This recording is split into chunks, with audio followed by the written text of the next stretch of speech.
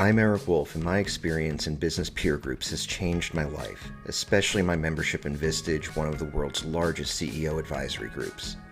I'm an entrepreneur, a business owner, and a Vistage speaker on the power of marketing.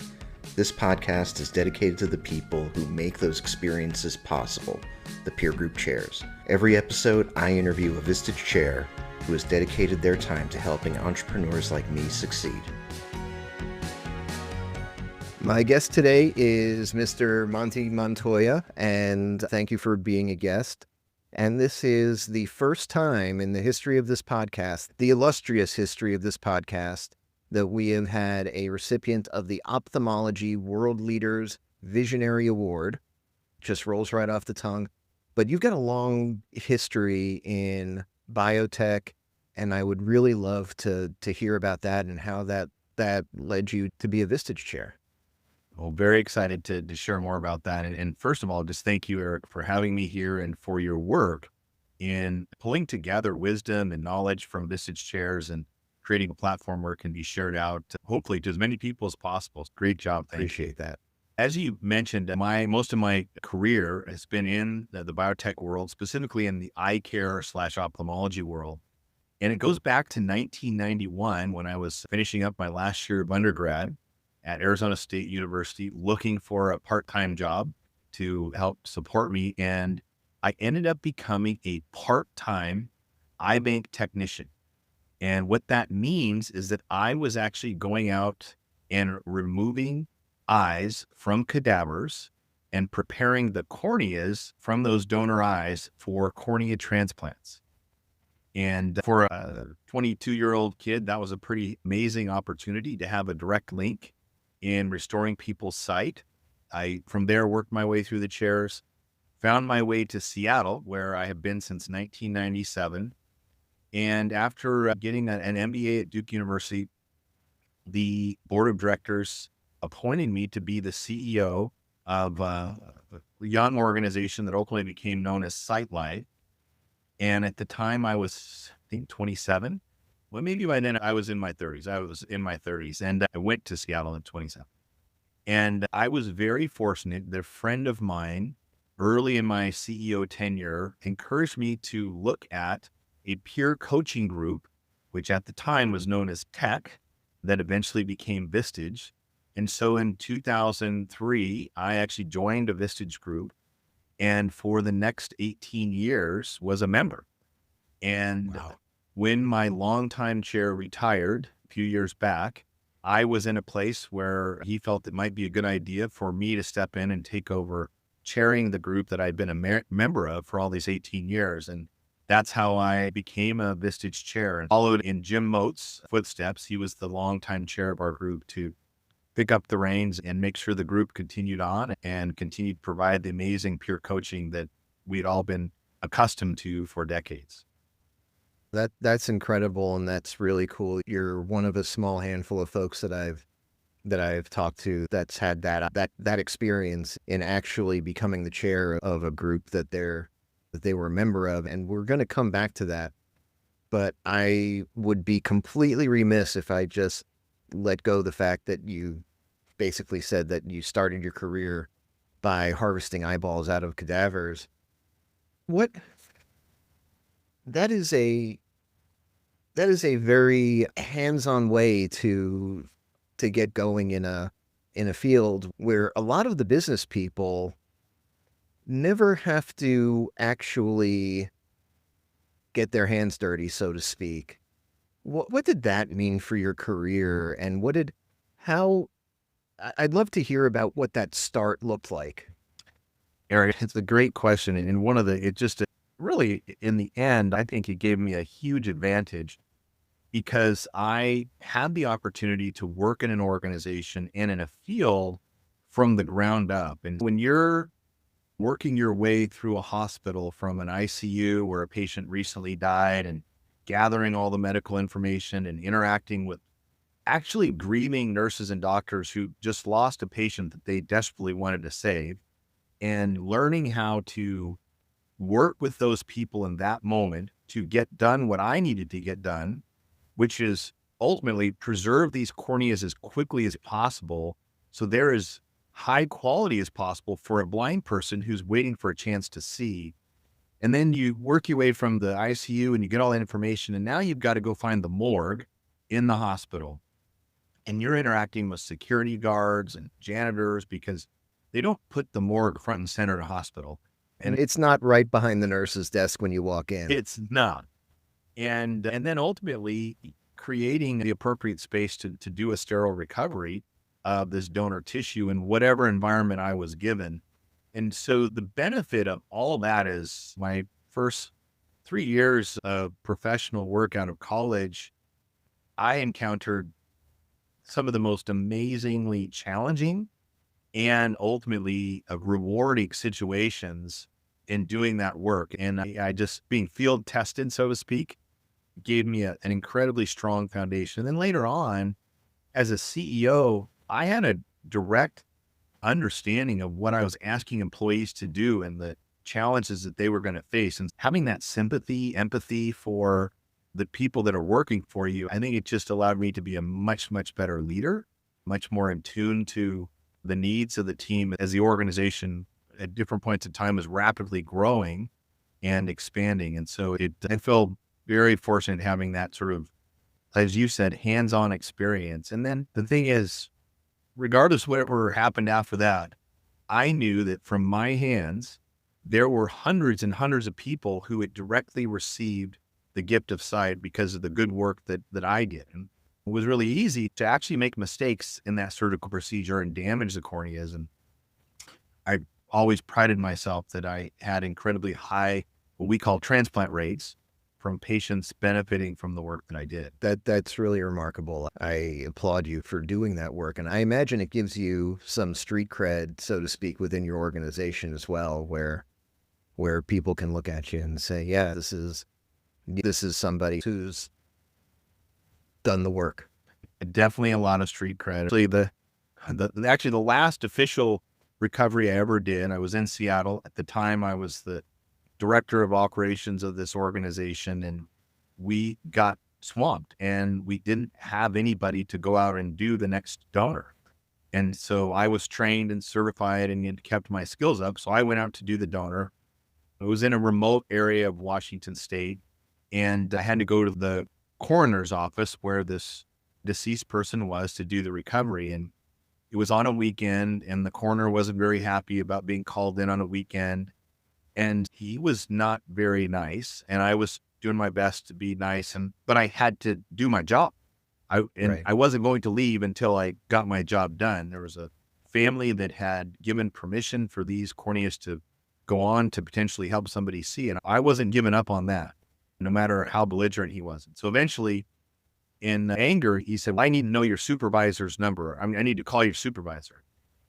And I said, I am the supervisor. And he said, I need to talk to somebody. I said, okay, here, you can talk to this guy. And it was a name, he'd known this person who'd come to his facility before. I'd never been there before. So he called this person, and the he's complaining, oh, this guy doesn't know what he's doing. He's blah, blah, blah. And they said, sir, I'm sorry. He's the director of operations. He runs the whole thing. And I don't know what to tell you. And then after he had the conversation, confirmed it, came back, he was all nice and puppies and rainbows and, oh, I'm so sorry. Oh, here, let me help you. And because I had a different ethos once he realized I really was an executive and I was actually there doing the hands-on work. He just couldn't believe that an executive would step in and do that. And then of course, that story reverberated throughout the organization for years and years after. So it did give me a lot of street cred. That's cool. And I can't imagine doing the work I cannot imagine doing the work that you have done. Switching gears a little bit,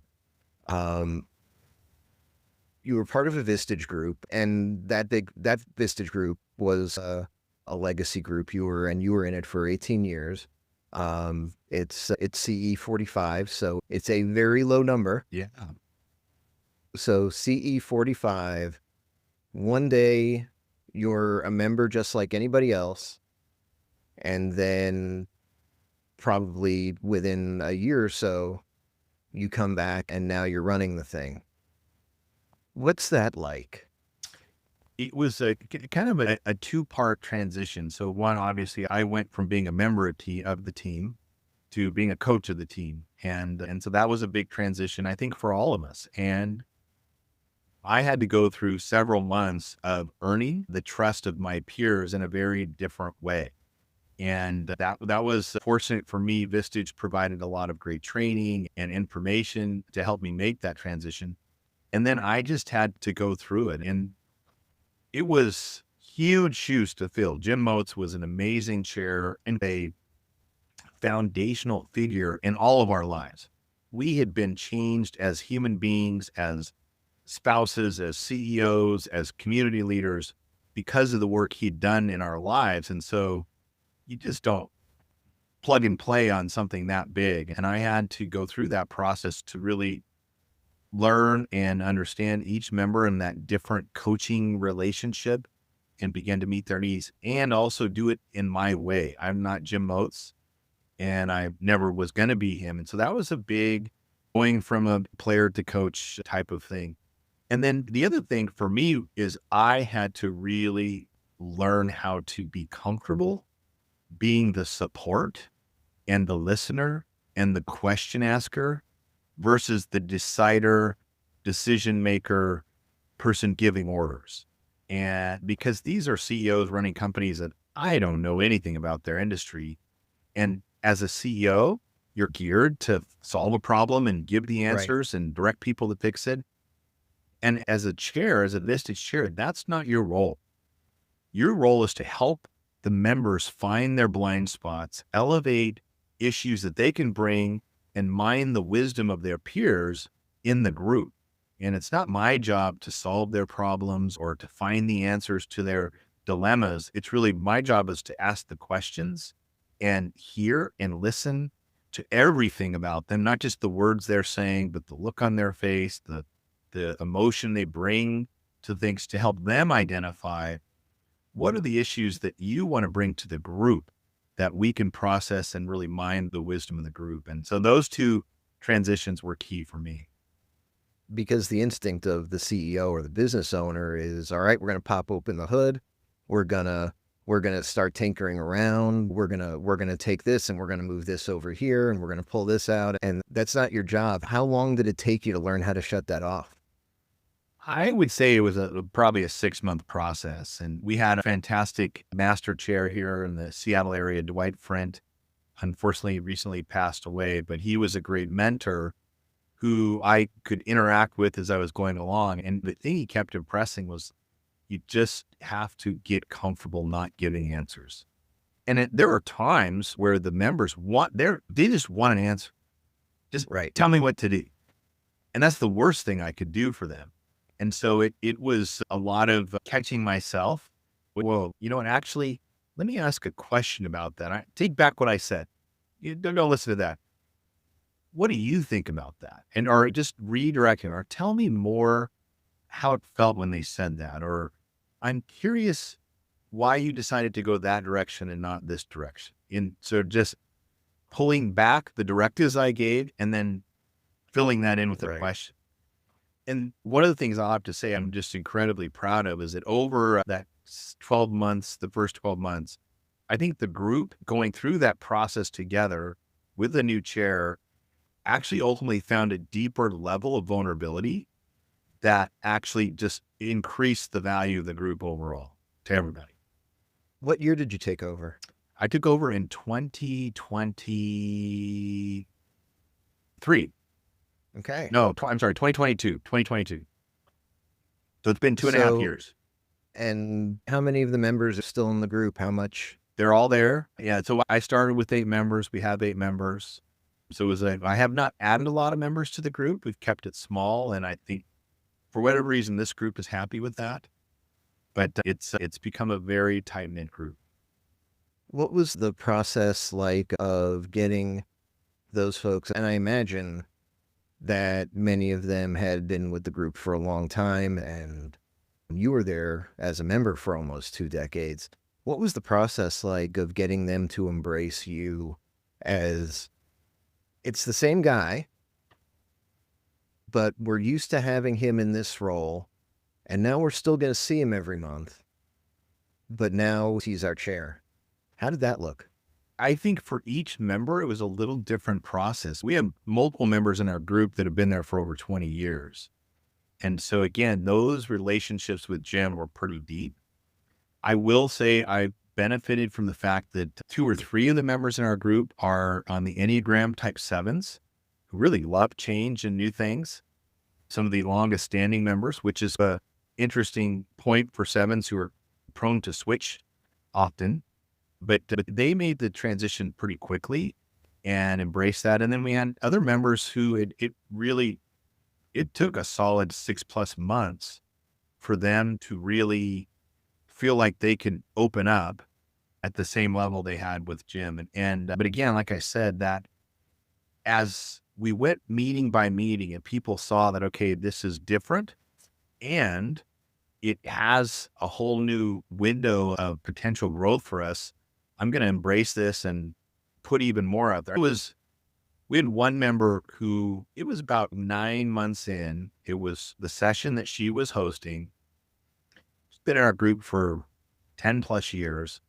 She shared stuff that we had no clue about in her business and family life, that she'd been in the group for 10 years, very open about a lot of stuff. And then Right. she just went to a whole new level. And I feel like that in some ways changed the whole group. After what she shared, you just call, okay, I can be as vulnerable as possible with this group, because if she can do that, I can do it. I think that's what the other members are feeling. And you're still working in your other career, how has being a Vistage Chair informed how you go to work on that side of your professional life? Becoming a Vistage Chair corresponded with a pivot of my entire focus in my career. And so today I'm on boards or a strategic advisor for 6 different ophthalmology companies. And a lot of what I'm doing in those companies is coaching the CEOs. And as I put out there on LinkedIn that I'm a Vistage coach and that I'm no longer an active CEO, that quickly invited, without me really knowing it, other companies to say, hey, we have a young CEO. Would you mind stepping in and helping advise us? We're getting ready to commercialize this product, or we're getting ready to go for our next round of funding, and we need to evaluate whether the CEO is the one to stick with, or we need a new CEO. And so I got pulled into those roles, and it's been really rewarding, fascinating. And the diversity of the people, the CEOs that I'm working with in that arena are very similar. It's just different countries, different products. In some ways, it's all ophthalmology related, but everything from a company that's developing these eyeglasses that can actually track your blink rate via the nose piece, to new drugs that are embracing cell therapy and changing the world of ophthalmology through really high science type stuff. I mean, the Blink company is almost more of a Internet of Things type company. Right. And so it just really broad range. And I have a meeting that's not going to happen tomorrow with the CEO of that company, because he's in Israel and he just got called up to go serve the military. And so he's on again, off again. And his whole reality has been an eye opener. I guess pun intended there, but as he's tried to lead and develop and build a company while at the same time being a reservist in the Israeli military. And it's been and also being a person of conscience and having his own feelings and thoughts about whether he likes to do this or not. And still it's his job and he's getting out there and doing it. That's amazing. Last thing I really wanted to shine a light on with you is, one of the things that makes your group special is the fact that everyone in the group is actually a business owner.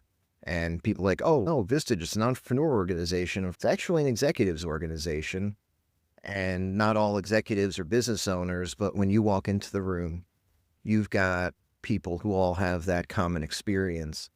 What do you think that's brought to the group? Eric, the reality is, for every business owner, they're on an island and they share this experience that their employees don't totally get. A lot of times their family members don't totally get. Many times they've written personal guarantees to obtain the cash to Right. get this business going. And as the business goes up and down, their financial future, their identity, and everything is up and down. And it's so tightly wound into that business. And so walk into a room once a month for a whole day and sit down with people that share that experience with you, and that you can be completely open about whatever challenges or issues you're facing. I think that in and of itself is incredibly helpful and rewarding for the members. Because again, as a business owner, you've got all these employees and you might pay them well, but they don't have a personal guarantee on the line with whether or not this new product line works or not, or the tariffs and how that's going to impact our pricing and profitability. They're still going to get their paycheck. And for some of these people in my group, they don't take a paycheck. They're living on distributions of the profits of the company. And when that's good, they do well. And when it's bad, they don't make a lot of money. Right. So these issues are real. And this current situation with the tariffs is a great example. As a business owner, people don't have a lot of sympathy for you and the challenges you're facing. But to go into a room for a whole day and be able to work with a group of people who are equally or even more impacted by this situation, it's been really, I would say, calming and focusing for the members of our group, especially the last 3 months. Well, Monty, thank you so much for being a great guest. I've really enjoyed this. For folks that have questions about Vistage, questions about your coaching practice, folks who have extra eyeballs that they are looking to rehome, what's the best way to get in touch with you? Best way to reach me, monty.montoya@vistagechair.com. Thank you so much, Monty. It's been a real pleasure. Thank you, Eric. Take care.